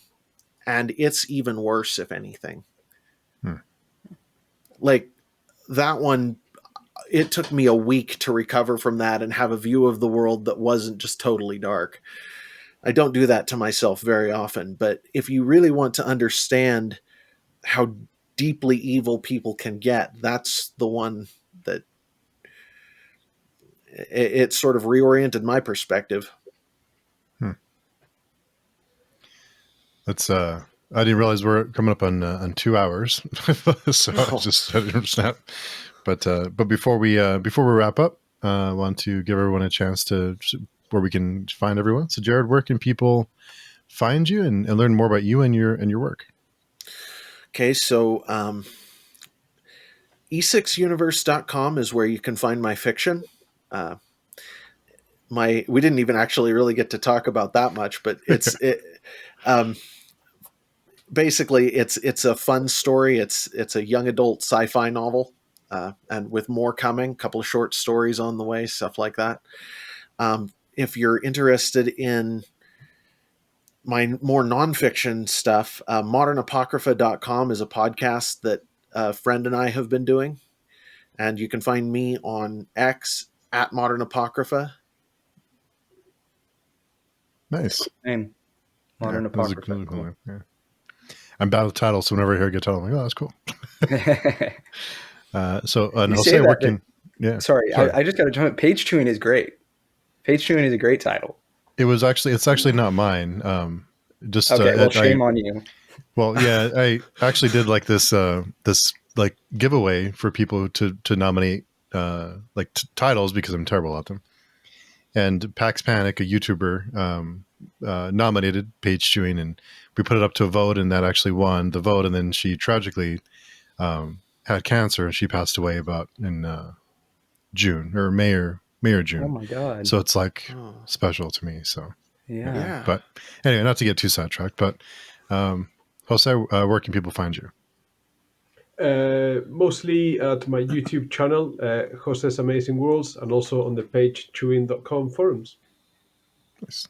And Susana. I also around the page chewing forums. That I didn't know that. That's good to know. No, it's great that she lives on somehow. This way, it's nice. And I can find me on X as Chronodendron, or on my YouTube channel, Den of the Weird. And you can find my books pretty much everywhere. The series is called Timelessness. I have a new book coming out called Oublié. It's available for pre-order, so check it out. I'm going to go do that right now. And Carl. Yeah, you can find me on most social media at Carl D. Albert. I would honestly prefer you find me on Page Chewing just because it's much less scary than the rest of the internet. And yeah, my book, Truth to Crowns, is, if you look it up, you'll find it. Can I just say thank you, everybody, for the discussion? I enjoyed it. I know I don't have to agree with people to enjoy a discussion. I really enjoyed it. Thank each of you for thank you so much. Thank you. I get carried away, but I love this. I love the different perspectives, and I love all mythologies. It's and I could talk about it for hours and hours. Absolutely, and thank you, Steve. Thank you so much for having me on and hosting this. Thank you. Yeah, thanks for making time, and of course, thanks everyone for taking time out of their busy schedules. I know it's not easy to spend 2 hours on the internet just hanging out, so I appreciate everybody. But yeah, I hope to do it again soon.